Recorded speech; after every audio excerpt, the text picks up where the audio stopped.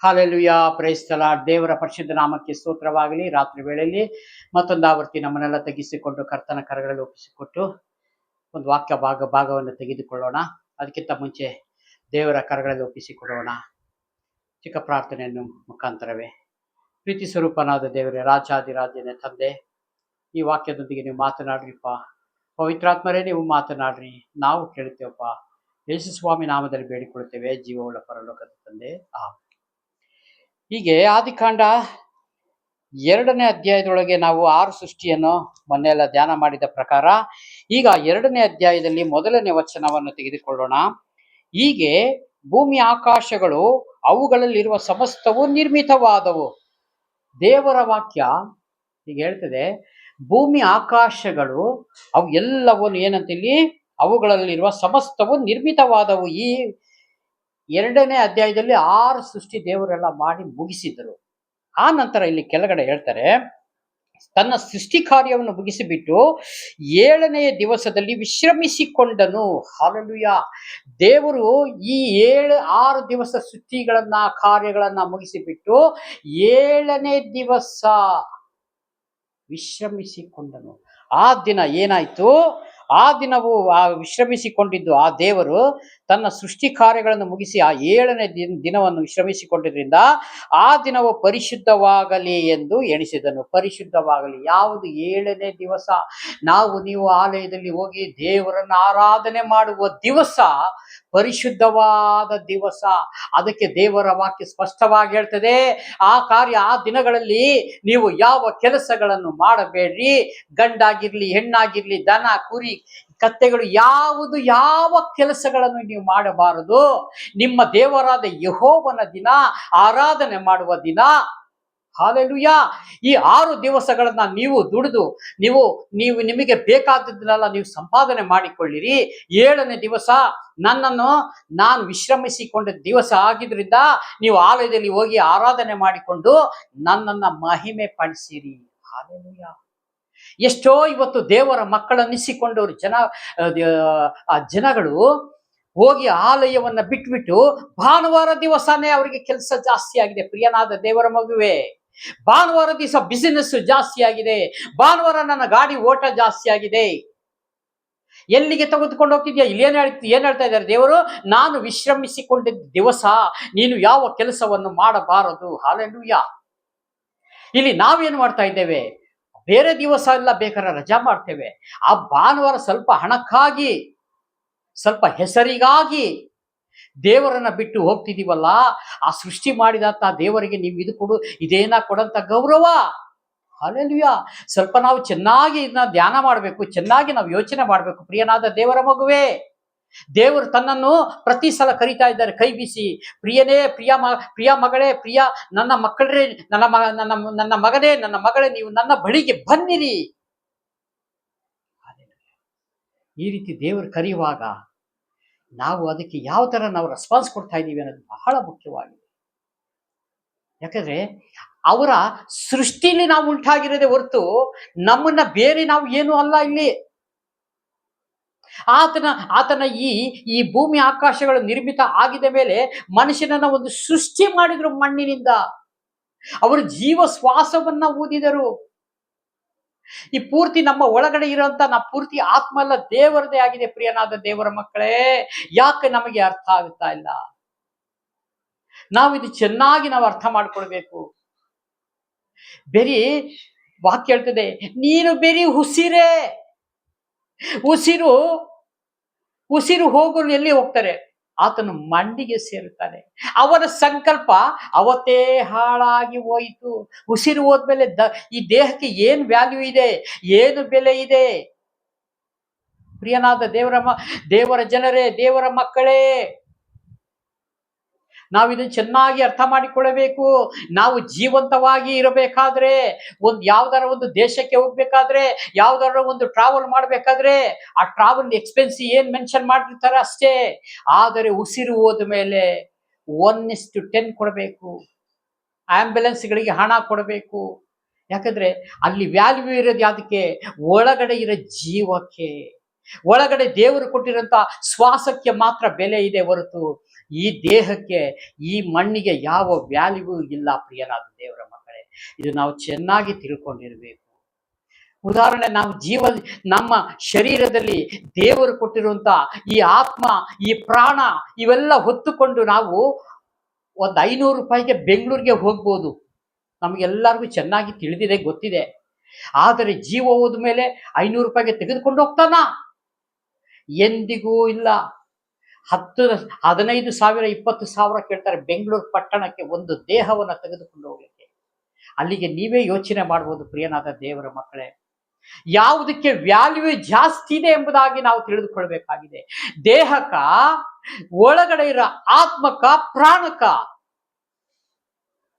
ನಾವು ಇದು ದೇವರು ನಮ್ಗೆ ಕೊಟ್ಟಿರೋದು ಬಹಳ ಬೆಲೆ ಉಳ್ಳ ಆತ್ಮ. ಇದು ತೆಗೆದುಕೊಂಡೋಗಿ ನರಕಕ್ಕೆ ಹಾಕ್ಲಿಕ್ಕಲ್ಲ ದೇವರು ಕೊಟ್ಟಿರುವಂತ ಆತ್ಮ. ಪ್ರಿಯನಾದ ದೇವರ ಮಕ್ಕಳೇ, ನಾವು ಇದು ಚೆನ್ನಾಗಿ ಅರ್ಥ ಮಾಡ್ಕೋಬೇಕು.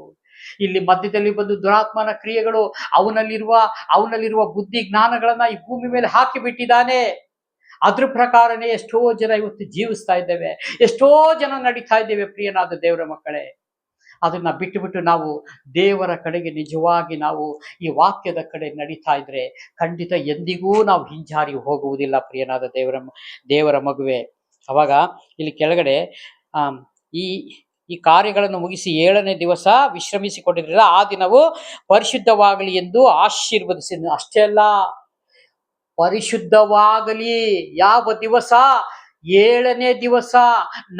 ನೀವು ಹೋಗಿ ಆಲಯದಲ್ಲಿ ಕೂತ್ಕೊಂಡು ಆರಾಧನೆ ಮಾಡುವಂತ ದಿವಸ. ಆಶೀರ್ವದಿಸಿದನು. ಅದಕ್ಕೆ ಆಲಯದಲ್ಲಿ ವಾಕ್ಯವನ್ನ ಕೇಳಿ ಆರಾಧನೆ ಮಾಡಿ ಅಂತ್ಯ ಆಶೀರ್ವಾದ ತೆಗೆದುಕೊಂಡು, ಪ್ರಿಯನಾದ ದೇವರ ಮಗುವೆ, ಸೇವಕರು ಅಂತ್ಯ ಆಶೀರ್ವಾದ ಮುಗಿಯವರೆಗೂ ನಾವು ಹೊರಗಡೆ ಬರಬಾರ್ದು. ಇಲ್ಲಿ ಏನ್ ಹೇಳ್ತಾ ಇದ್ರೆ ಕೆಳಗಡೆ ನೋಡಿ, ಆ ದಿವಸವು ಪರಿಶುದ್ಧವಾಗಲಿ ಎಂದು ಆಶೀರ್ವದಿಸಿದೆನು. ಆಮೇನ್, ಹಾಗೇ ಆಗಲಿ. ಹಾಲೆಲೂಯಾ. ಈ ಆಶೀರ್ವಾದವನ್ನು ತೆಗೆದುಕೊಂಡು ನಾವು ಬರುವುದಾದರೆ, ನೀವು ಭಾನುವಾರ ಬೆರಿ ಕೈಯಲ್ಲಿ ಹೋಗ್ತೀರಿ, ಬರುವಾಗ ಆಶೀರ್ವಾದ ಎಂಬ ಕಣಜದಲ್ಲಿ ನೀವು ಒತ್ತುಕೊಂಡು ಬರ್ತೀರಿ ಪ್ರಿಯನಾದ ದೇವರ ಮಗುವೆ. ಅದು ನಾವು ಚೆನ್ನಾಗಿ ಅರ್ಥ ಮಾಡಿಕೊಳ್ಳಬೇಕು. ಹಾಗಾಗಿ ಈ ದೇವರ ಕೆಳಗಡೆ ನೋಡಿ, ಹಾಗೂ 2ನೇ ಅಧ್ಯಾಯ 5ನೇ ವಚನ ಹೀಗೆ ಹೇಳ್ತಿದೆ, ಯೆಹೋವ ದೇವರು ಭೂಮಿ ಆಕಾಶಗಳನ್ನು ಉಂಟು ಮಾಡಿದಾಗ ಯಾವ ಗಿಡವಾದರೂ ಭೂಮಿಯಲ್ಲಿ ಇರಲಿಲ್ಲ, ಯಾವ ಪಲ್ಯವೂ ಹುಟ್ಟಿರಲಿಲ್ಲ. ಯಾಕೆಂದರೆ ಯೆಹೋವ ದೇವರು ಭೂಮಿಯ ಮೇಲೆ ಮಳೆಯನ್ನೇ ಸುರಿಸಲಿಲ್ಲ. ಹಾಲೆಲೂಯಾ. ನೀರಿದ್ದರೆ ಗಿಡ ಬರಬೇಕು, ನೀರಿದ್ದರೆ ಪ್ರತಿಯೊಂದು ಬೇಕು. ಇದು ಯಾವುದು ಇರಲಿಲ್ಲ. ಕಾಯಿ ಪಲ್ಯ ಮಾಡಲಿಕ್ಕೆ ಗಿಡ ಇರಲಿಲ್ಲ, ಮರ ಇರಲಿಲ್ಲ, ಏನು ಇರಲಿಲ್ಲ.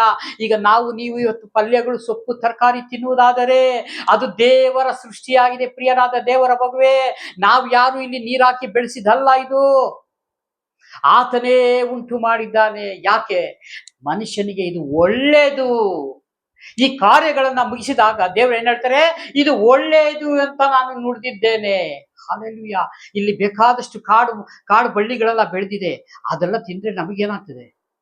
ಅದಕ್ಕೆ ದೇವರು ಕಾಯಿ ಪಲ್ಯಗಳನ್ನ ಆಯ್ಕೆ ಮಾಡಿ ಇದು ನಿನ್ನ ಊಟಕ್ಕೆ ಒಳ್ಳೇದು ಅಂತ ನುಡಿದಿದ್ದಾರೆ.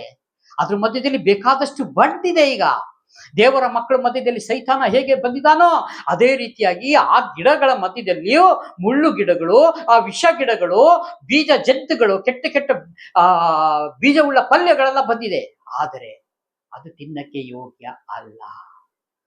ನೀವು ಬಹಳಷ್ಟು ನೋಡಿದೀವಿ ಅರಣ್ಯ ಪ್ರದೇಶಗಳಲ್ಲಿ, ಆ ಕಡೆ ಹೋದಾಗ ವಸ್ತುಗಳು ಬೇಕಾದಷ್ಟು ಕಾಯಿಗಳೆಲ್ಲ ಬಿಟ್ಟಿದೆ ಗಿಡದಲ್ಲಿ. ಅದೆಲ್ಲ ತಿನ್ಲಿಕ್ಕೆ ಯೋಗ್ಯವಾ? ಇಲ್ಲ. ದೇವರಿದು ಒಳ್ಳೇದು ಅಂತ ನುಡಿದಿದ್ದಾರೆ, ಸೆಲೆಕ್ಟ್ ಮಾಡಿದ್ದಾರೆ. ಇದನ್ನು ಒಳ್ಳೇದು, ಇದು ಒಳ್ಳೇದು, ಇದನ್ನ ನೀನು ತಿನ್ನಕ್ಕೆ ನಿನಗೆ ಉಂಟು ಮಾಡಿದ್ದೇನೆ. ಈ ರೀತಿಯಾಗಿ ನಾವು ದೇವರ ಒಂದು ಮಾತನ್ನ ತೆಗೆದುಕೊಂಡರೆ ನಿಜವಾಗ್ಲಿ ಬದುಕಿ ಬಾಳ್ತೇವೆ ಪ್ರಿಯನಾದ ದೇವರ ಮಗುವೆ. ಇದು ನಾವು ಚೆನ್ನಾಗಿ ಅರ್ಥ ಮಾಡಿಕೊಳ್ಳಬೇಕು. ಯಾವ ಪಲ್ಯವಾದರೂ ಇಲ್ಲ. ಯಾಕೆಂದ್ರೆ ಯೆಹೋವ ದೇವರು ಭೂಮಿಯ ಮೇಲೆ ಮಳೆಯನ್ನೇ ಸುರಿಸಿರಲಿಲ್ಲ. ಆ ದಿನದಲ್ಲಿ ಮಳೆ ಇರಲಿಲ್ಲ. ಹಾಲೆಲೂಯಾ. ಹಾಗೂ ಮಳೆ ಇರಲಿಲ್ಲ, ಮಳೆ ಸುರಿಸಲಿಲ್ಲ. ಭೂಮಿಯನ್ನು ವ್ಯವಸಾಯ ಮಾಡುವುದಕ್ಕೆ ಮನುಷ್ಯನೇ ಇರಲಿಲ್ಲ. ನೋಡಿ, ವ್ಯವಸಾಯ ಮಾಡುವುದಕ್ಕೆ ಮನುಷ್ಯ ಇಲ್ಲ ಅಂದ ಮೇಲೆ ಇದೆಲ್ಲ ಕಾಯಿ ಪಲ್ಯಗಳನ್ನ ಮಾಡಿ ಏನು ಉಪಯೋಗ? ದೇವರು ಮತ್ತೆ ಆಲೋಚನೆ ಮಾಡಿದ್ರು, ಇವೆಲ್ಲ ಭೂಮಿ ಮೇಲೆ ಕಾಯಿ ಪಲ್ಯಗಳನ್ನ ಉಂಟು ಮಾಡೋಣ, ಇದನ್ನು ವ್ಯವಸಾಯ ಮಾಡಕ್ಕೆ ಮನುಷ್ಯ ಇಲ್ಲ. ಅದಕ್ಕೆ ದೇವ್ರು ಏನ್ ಮಾಡ್ತಾರೆ, ಮನುಷ್ಯನೇ ಇರಲಿಲ್ಲ, ಆದರೂ ಭೂಮಿಯು ಭೂಮಿಯಿಂದ ಮಂಜು ಹಬ್ಬಿ ನೆಲವೆಲ್ಲ ತೋಯಿಸುತ್ತಿತ್ತು.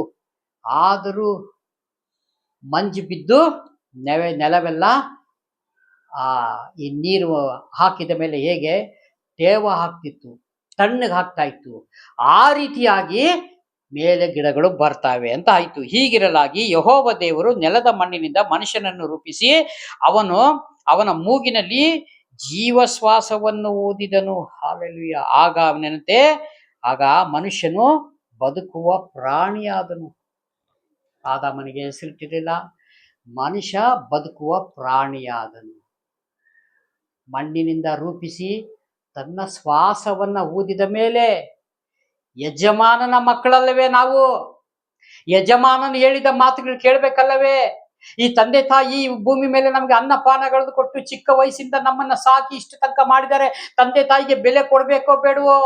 ನೀವೇ ಯೋಚನೆ ಮಾಡಿ, ನೀವೇ ಅರ್ಥ ಮಾಡಿಕೊಳ್ಳಿ ಪ್ರಿಯನಾದ ದೇವರ ಮಗುವೆ. ಇಷ್ಟು ಕಷ್ಟಪಟ್ಟು ನಮ್ಮನ್ನ ಚಿಕ್ಕ ಪ್ರಾಯದಿಂದ ಎತ್ತುಕೊಂಡು ಅವ್ರಿಗೆಲ್ಲ ಬೇಕಾಗಿದ್ದೆಲ್ಲವನ್ನು ಕೊಡಿಸಿ, ಎಜುಕೇಶನ್ ಕೊಡಿಸಿ, ಒಂದು ಜ್ಞಾನ ಬಂದ ಮೇಲೆ ಅವ್ರಿಗೆಲ್ಲಾ ಕಾರ್ಯಗಳನ್ನು ಮದುವೆ ಆಗೋ ತನಕ ಪ್ರತಿ ಒಂದು ತಂದೆ ತಾಯಿಗೆ ಆ ಮಕ್ಕಳಿಗೆ ಪಡುವಂತಹ ಪ್ರಯಾಸ ಇದೆಯಲ್ಲ, ಅಷ್ಟು ಇಷ್ಟಲ್ಲ. ಅದು ಮಕ್ಕಳು ಎಷ್ಟು ಜನ ತಿಳಿದುಕೊಂಡಿದಾರೋ ನನಗೆ ಗೊತ್ತಿಲ್ಲ ಪ್ರಿಯನಾದ ದೇವರ ಮಗುವೆ. ಆಮೇಲೆ ಸ್ವಲ್ಪ ಕಾಲ ಆಗಿದ ಮೇಲೆ, ಇವರಿಗೆ ರಕ್ಕೆ ಬಂದ ಮೇಲೆ, ನನ್ನ ಕೈಲಾಗಲ್ಲ, ನಾನು ಕೊಡ್ಲಿಕ್ಕಾಗಲ್ಲ, ನಾನು ಮಾಡ್ಲಿಕ್ಕೆ ಆಗಲ್ಲ, ನಿಮಗೆ ಇಷ್ಟೆಲ್ಲ ನೋಡ್ಲಿಕ್ಕೆ ನಾ ಹೇಳಿದ್ನ, ಇದು ನಿಮ್ಮ ಜವಾಬ್ದಾರಿ, ಇದು ನಿಮ್ಮ ಕರ್ತವ್ಯ ಇದು ಅಂತ ಹೇಳುವಂತ ಮಕ್ಕಳು ಬಹಳ ಜನ ಇದ್ದಾರೆ ಭೂಮಿ ಮೇಲೆ ಪ್ರಿಯನಾದ ದೇವರ ಮಗುವೆ. ಅವರಿಗೆ ಯಾಕೆಂದ್ರೆ ಈ ಗ್ರಂಥದ ಅರಿವು ಇಲ್ಲ, ದೇವರ ಮಾತಿಗೆ ಕಿವಿಗೊಡಕ್ಕೆ ಅವರಿಗೆ ಆಗುತ್ತಾ ಇಲ್ಲ ಪ್ರಿಯನಾದ ದೇವರ ಮಗುವೆ. ಇದು ನಾವು ಚೆನ್ನಾಗಿ ಅರ್ಥ ಮಾಡಿಕೊಳ್ಳಬೇಕು. ಹಾಲೆಲೂಯಾ. ಹಾಗೆ ನಡೆದಂಥವರು ಯಾವ ಆಶೀರ್ವಾದವೂ ಸತ್ಯವಾಗಲು ಸಿಕ್ಕುವುದಿಲ್ಲ. ಯಾಕೆಂತಂದ್ರೆ, ನಾನು ಉಂಟು ಮಾಡಿದ ಪ್ರೀತಿಯ ಜನರೇ, ನನ್ನ ಮಾತಿಗೆ ನೀವು ಕಿವಿಗೊಡುವುದಾದರೆ ನೀವು ಭಾಗ್ಯವಂತರು ಅಂತ ದೇವರು ತಾನೇ ಗ್ರಂಥದ ಮುಖಾಂತರ ಹೇಳಿದ್ದಾರೆ.